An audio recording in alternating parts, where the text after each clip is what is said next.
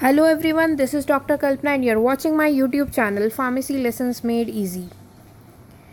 So, before starting the dose 6 of the series of Crack GPAT 2020, I just wish to mention here that especially for the students, you just have to make your basics strongs. You must know about the technique, what is being asked, rather than going for some shortcuts, right? So if you are studying a particular subject during your regular course of B form or D form or M form, you must focus on what can be asked, what you have learned out of it, right? So if you are focusing that way, then you will be able to answer that particular question which is being asked in different competitive exams that you have to face in your lifetime.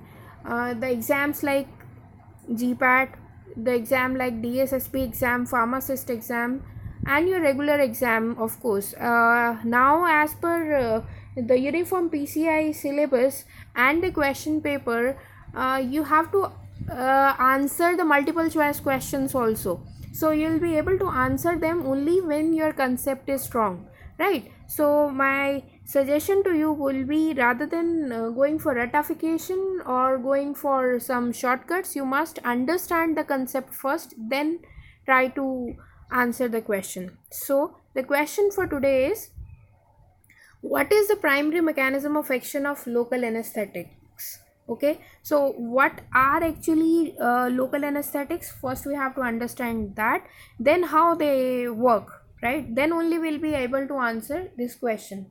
So the important characteristic here to be mentioned about local anesthetics is, they are the drugs which produce loss of sensation at a particular area in the body. That means their action is reversible, okay, and their action is localized at a particular nerve tissue or at a particular mucous membrane, okay.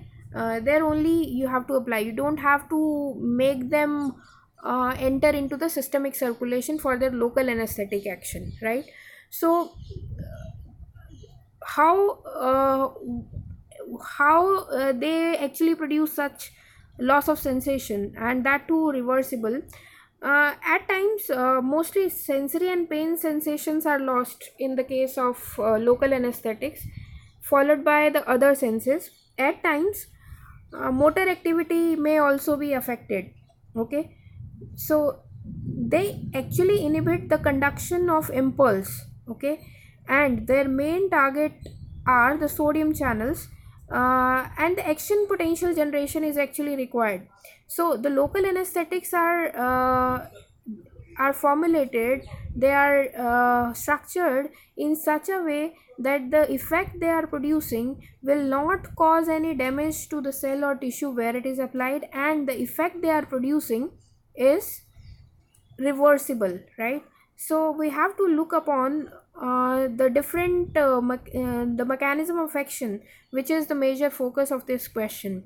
Now, as you are aware, that the local anesthetics actually are categorized on the basis of either their degree of evolution, how they evolved as per chronology, or on the basis of their chemical structure, right?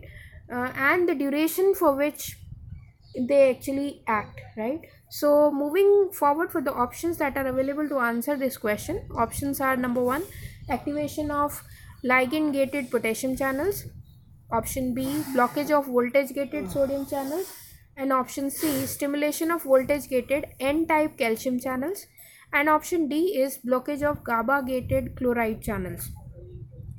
If we look upon the mechanism by which they actually undergo their action, is major mechanism is a blockage of sodium channels. They diffuse into the nerve fiber.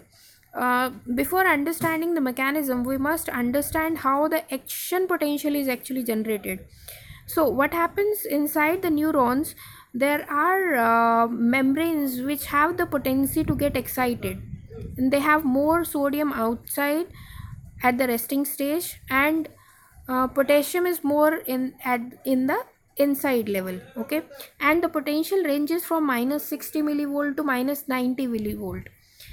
The movement of the ions is assisted by energy, and that energy is actually supplied by sodium potassium ATPase pump. So whenever any impulse is conducted, a threshold will be reached that will lead to the opening of sodium channels. What will happen after the opening of sodium channels? There will be movement of sodium ions across the concentration gradient. Okay, so what happens with this movement of sodium ions? The potential value will reach plus 40 millivolt, which was actually minus 60 to minus 90 millivolt. As the sodium has entered inside, so the potential value will reach plus 40 millivolt, and this stage is known as depolarization. That means whatever charge it was carrying, that was reversed simply. So once the sodium channel will be closed, the potassium channel will be opened, which will lead to the efflux of potassium ions, because potassium were more inside, and that will begin the process which is called as repolarization. Okay, so first was depolarization, then repolarization by the opening of potassium channels, and further decrease in the potential will lead to hyperpolarization. That means action potential has been reduced even below that. So when action potential moves throughout the length of the nerve, so nerve conduction, impulse conduction will take place. So this is how actually the impulse is created. Okay, but what happened with local anesthetics administration? So what they will do is they will target majorly on sodium channels. Okay, where the transmembrane structure with one end towards the outside, that is sodium activation gate or M gate, and other end will be towards inside, that is also called H gate or inactivation gate. Usual conditions, the sodium activation gate is closed in the resting state, and with the threshold it opens. Sodium ions will transfer through these sodium channels in the usual process that will lead to depolarization, as I already told you during the conduction of a nerve impulse. After a few milliseconds it will close and further movement will not take place, right? So if a local anesthetic which is given in the non-polar form, it will transverse through the membrane in the within the exoplasm in the cationic form, and will bind to the local anesthetic receptor site which is present on the inner side. So what will happen with this is sodium channel will get blocked, so no further opening will be possible. So because the channel is now not available for opening or closing, as it is inhibited by the local anesthetics, so they will be in the inactivated state, right? So the action potential will be slowed down, and with due course of time it will not at all be taken place in the normal condition, and it will be inhibited. So that closed state will be a result of administration of local anesthetic, right? So once it will be again open and inactivated, that duration is also called as refractory period. Okay, so progressive increase in the concentration of local anesthetic when applied to the nerve fiber will produce more blockage of sodium channels. So what happens with that is the conduction of the impulse will be slowed down, that will increase the action potential decline, the amplitude of the action potential will be decreased, and finally the action potential generation will not be able to processed, and that will be stopped. So they are more effective in the neurons which are rapidly firing or are in the inactivated state. So resting state has low affinity for local anesthetics, right?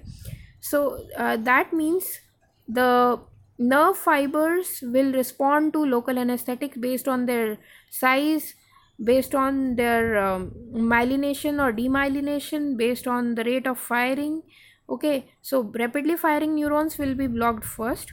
That way the blockage will be done first, the autonomic blockage, then pain, then temperature blockage, then touch blockage, then deep pressure, and then motor, right? So the same way, if the nerves will be recovered, then that order would be first motor functions will be restored, then deep pressure will be restored, then touch will be restored, then temperature sensation will be restored, then pain sensation will be restored, and then your autonomic system will be restored. So this is how actually the local anesthetics works. Okay, so basically they're acting on the peripheral nerves, and activated sodium channels will get blocked with the presence of local anesthetics, and the local anesthetics present will make neuron to not conduct nerve impulse. So that is how all the sensations will be blocked in the order of their rapidity, in order of their myelination, demyelination, and the size of nerve fiber. This is how the local anesthetics actually work. So moving back to the questions that was asked in terms of options, the options available were activation of ligand gated potential channel, which is not happening in this case. The blockage of voltage gated sodium channel, this is happening. Stimulation of voltage gated N type calcium channel, this is not happening. Blockage of GABA gated chloride channel, this is also not happening. So as we have seen the mechanism in detail, the correct option is option B, that is voltage gated sodium channel blockage, right? Hope you understood the concept. You can write in the comment section if you have any doubt, any query, or you want to say anything about this video. You can write in the comment section. Do click on the like button, subscribe my channel, and share it on social media. Thank you. Have a nice day.